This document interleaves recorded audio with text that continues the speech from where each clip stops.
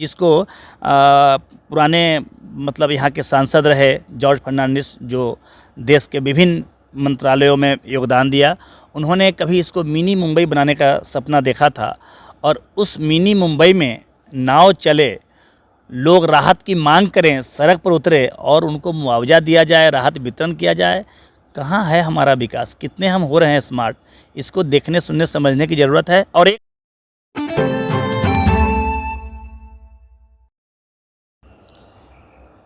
नमस्कार, आप देख रहे हैं चौपाल समाचार। चौपाल समाचार की हर खबर समाज पर करती है असर। और आज मैं जिस खबर को दिखाने जा रहा हूं, ये खबर नहीं है, ये एक ऐसी चर्चा है जिसे आपको सुननी आवश्यक है, क्योंकि यह समाज से जुड़ी है। और हमारे साथ पुनः मौजूद हैं वही लेखक जिनकी कलम से ना ऐसी बातें निकलती है, वो शब्द की ऐसी धाराएं निकलती हैं, ऐसा मोती का माला निकलता है जिसको पहनने के बाद आपको एक ऐसा आनंद अनुभव होगा कि हाँ, कोई हमारी बात को लोगों ने रखा है। तो आज हम लोग फिर बात करेंगे उसी व्यंग पर। पहले तो आपका बहुत बहुत स्वागत है। धन्यवाद। तो आज हम दर्शकों को बता दें कि फिर आज एक व्यंग है। व्यंग मतलब वो नहीं कि आप सुनकर मुस्कुराएंगे, नहीं, ये वो व्यंग है जिसे आप सुनकर या पढ़कर सोचने पर मजबूर हो जाएंगे। और इस व्यंग का जो शीर्षक इन्होंने दिया है बड़ा प्रभावी है, बारिश का बहाना है। तो मैं ज़रूर कहना चाहूँगा दर्शकों से कि आप इसको देखिए, समझिए। और लेखक की जो वेदना होती है ना, वो कलमों से बयां होती है और उसका उद्देश्य होता है कि समाज जागृत हो, समाज जगे और समाज में बेहतरी आए। तो इसको लेकर जो आज बातें होंगी उसको ध्यान से सुनिएगा, इसको ज़्यादा से ज़्यादा लोगों तक फॉरवर्ड करिएगा, जिससे और लोग भी इस जानकारी से अवगत हो सके, जागृत हो और समाज में बेहतरी आए। पुनः आपका सर बहुत बहुत स्वागत है जी। धन्यवाद अभिषेक जी, आपने पुनः मौका दिया। मैं आपका और आपके चौपाल समाचार के जो व्यूअर्स हैं, दर्शक हैं, उनका आभारी हूं। और मैं बताना चाहता हूं कि यह जो आपने लेख को फिर से स्थान देने का प्रयास किया है, यह चुटकी कहिए, चोट कहिए, व्यंग कहिए, समाज के हित के लिए प्रशासन, सरकार को दस्तक होता है कि सरकार, प्रशासन इसको देखे, सोचे, समझे, परखे और जनहित में हो सके तो कदम उठाए, इसमें बहानेबाजी ना करे जी। तो देखिए, ये जो इन्होंने बात कही है, मैं आपको दोहरा देता हूँ। वो स्क्रीन पर मैं आपको पहले एक विजुअल दिखा देता हूँ। हम आप दर्शक देखे होंगे, आप चूँकि मुजफ्फरपुर से विशेषकर जुड़े हैं, तो ये विजुअल जो है ना, ये मुजफ्फरपुर क्षेत्र से जुड़ा हुआ है। लोगों की समस्या मैं आपको स्क्रीन पर दिखा देता हूँ और उस पर फिर हम चर्चा करते हैं। और व्यंग में कैसे इन्होंने जो लिखा है और सारी बातों को पिरो दिया है ना, ये भी बड़ी ही बेहतर बात है। और मैं स्क्रीन पर आपको वो भी दिखा देता हूँ, इनका व्यंग, जिसमें कि बारिश का बहाना है।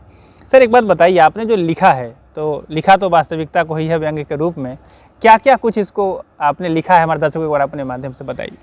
देखिए अभिषेक जी, चौपाल समाचार के दर्शकों को मैं बताऊं कि ये जो शीर्षक तो आपने बता ही दिया है कि बारिश का बहाना है।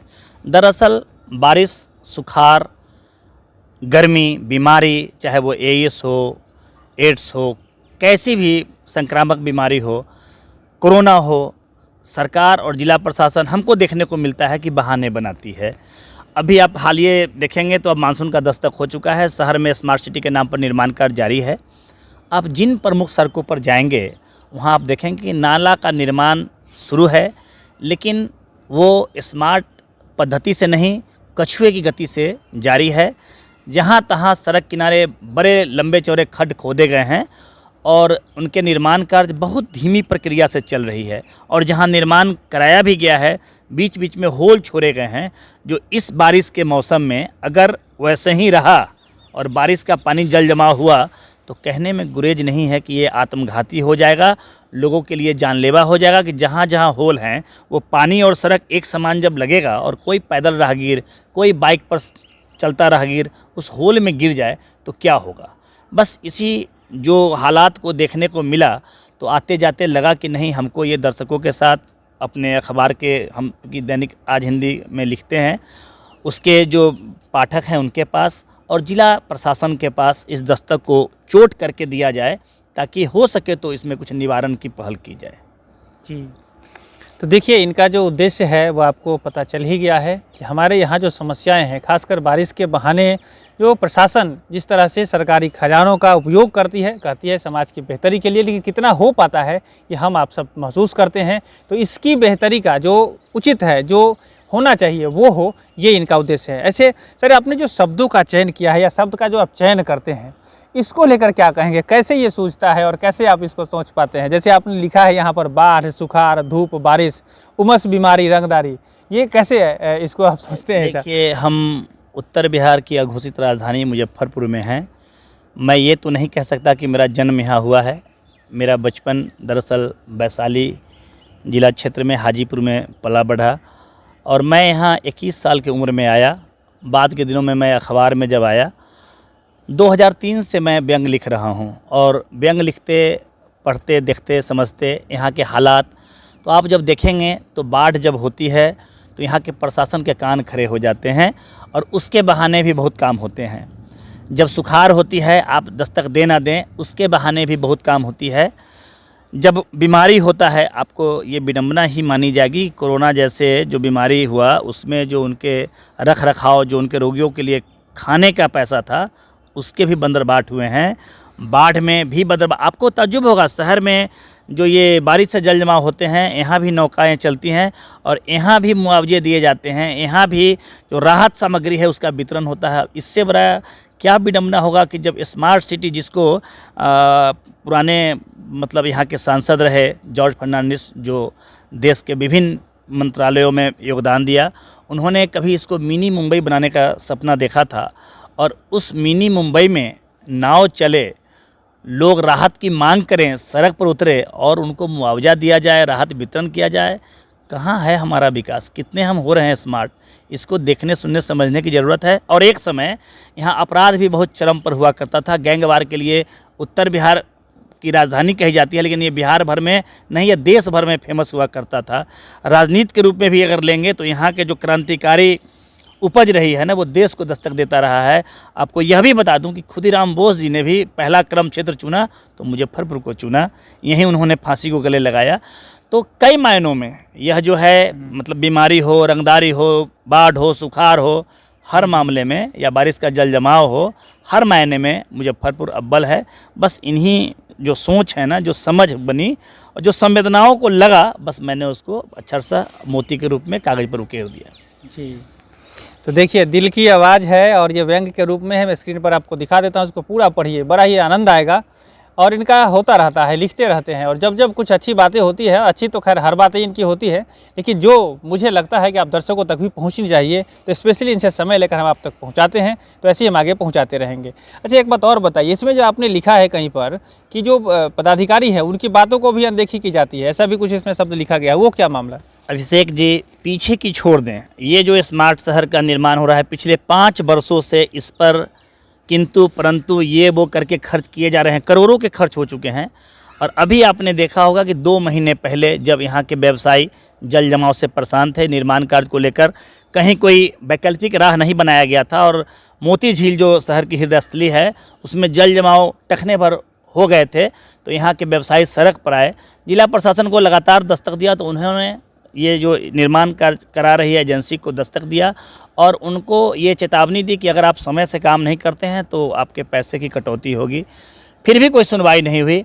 बाद में उन्होंने पुनः 27 मई तक का अल्टीमेटम दिया कि अगर आपके नाला निर्माण का काम नहीं पूरा होता है तो आपके खिलाफ प्राथमिकी दर्ज कराई जाएगी।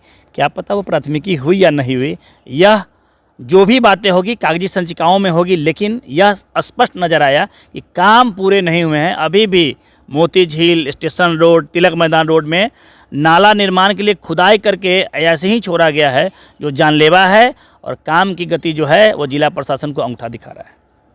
जी, तो आज ये 3 जुलाई है और जो मैं विजुअल दिखा रहा हूँ ये आज का है, जिसमें कि आपको लगेगा कि कैसे मुँह फाड़े नाला इंतज़ार कर रहा है भयावह एक घटना को अंजाम देने के लिए। तो इसको लेकर जिस तरह से कहते हैं ना कि जब आप समस्या से जूझते हैं, जब समस्या से घिरते हैं, जब उसका एहसास तब होता है, ऐसी बात नहीं होनी चाहिए, पहले ही देखकर समझ जाना चाहिए कि कितना भयावह ये रूप ले सकता है।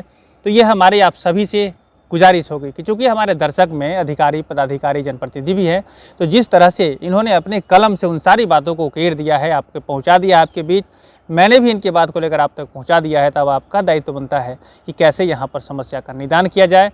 और जो अभी जो बातें आई, एक व्यंग्यात्मक बात जो हो गई कि आप अधिकारी पदाधिकारी अल्टीमेटम देते हैं और अल्टीमेटम का असर नहीं होता है, तो मनोज सर ने जिस तरह से व्यंग लिखा है तो आप भी इसको सुन लिया है, तो आप मुस्कुराइए या इस पर कुछ कर जाइए, ये आपके हाथ में है। तो हम लोगों की यही बात है जो हमने आप तक पहुंचा दी है।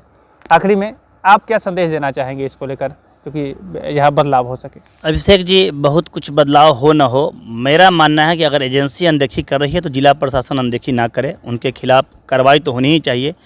अन्यथा जो निर्माण कार्य धीरे धीरे हो रहे हैं उसके लिए वैकल्पिक व्यवस्था जरूर होनी चाहिए। जहां जैसे निर्माण कार्य हो रहे हैं वहां बैरिकेटिंग होनी चाहिए, ताकि हमको पता हो कि उधर गड्ढा है, हम नहीं जाएंगे।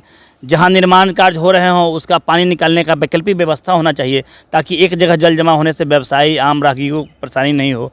मैं आपको क्या बताऊं कि पिछले 6 दिन पहले जो बहुत मूसलाधार बारिश हुई थी, मैं खुद घिरा था और एक नाला में एक जागरूक जो वहाँ के दुकानदार थे उनको आवाज़ देने के कारण गिरते गिरते बचा। मैंने इस बात को जिला प्रशासन तक पहुँचाया कि जहाँ जहाँ खड्ड अभी हैं और बारिश का मौसम है तो एक लाल झंडा लगा दें या बैरिकेटिंग करा दें, ताकि मैं तो बच गया, कोई और उसमें गिर के अपनी जान न दे सके। आपको बता दूं कि इससे पहले एक लड़का साइकिल समेत नाले में गिरा था। व्यापारियों ने जब हंगामा किया, उल्टे पुलिस प्रशासन ने उन पर केस दर्ज कर रखा है। उल्टे खदेड़ देने की परंपरा है। जिनकी जान जाती है उनके परिजनों पर क्या गुजरता है, जिला प्रशासन, बिहार सरकार को यह सोचना होगा। मेरा मानना है कि जिला प्रशासन इसके तरफ अगर कदम उठाती है, हमारा आपका पूरे समाज का ये सही कदम होगा, उनके लिए जान बचने की कवायद होगी और सही मायने में हम स्मार्ट बन सकेंगे।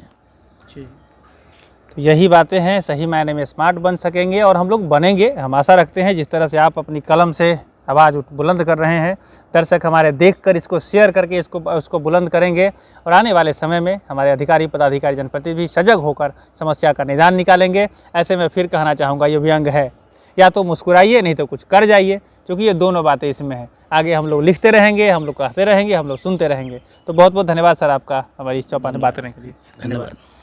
दर्शकों का भी बहुत बहुत धन्यवाद। ऐसी खबर लेकर हम लोग आते रहते हैं और आपको मैं बता दूं कि जिस तरह से मनोज सर का सहयोग समाज के प्रति रहता है, हम चौपाल में इनको बराबर लाने का प्रयास करते हैं। समय का थोड़ा सा इन्हें अभाव हो जाता है, लेकिन आने वाले समय में और बातों को लेकर हम लोग आएंगे।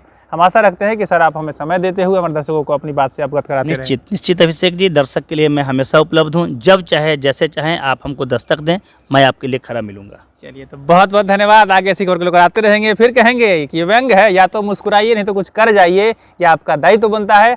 हम लोग दिखाते रहेंगे, हम लोग सुनाते रहेंगे। आज के लिए बस इतना ही। चौपाल समाचार से नहीं जुड़े हैं तो जुड़ जाइए, चैनल सब्सक्राइब कर लीजिए, फेसबुक पे लाइक कर लीजिए, इंस्टाग्राम को फॉलो कर लीजिए और हमें आप सीधे संपर्क कर सकते हैं। नंबर भी डिस्प्ले कर रहा है, नंबर है 6206610060। हम सब जुड़ेंगे, मिलेंगे, बेहतर कुछ करेंगे तो समाज में बेहतरी आएगी, यही हमारी आशा है। बहुत बहुत धन्यवाद। मैं हूं अभिषेक आनंद, चौपाल समाचार के लिए। धन्यवाद।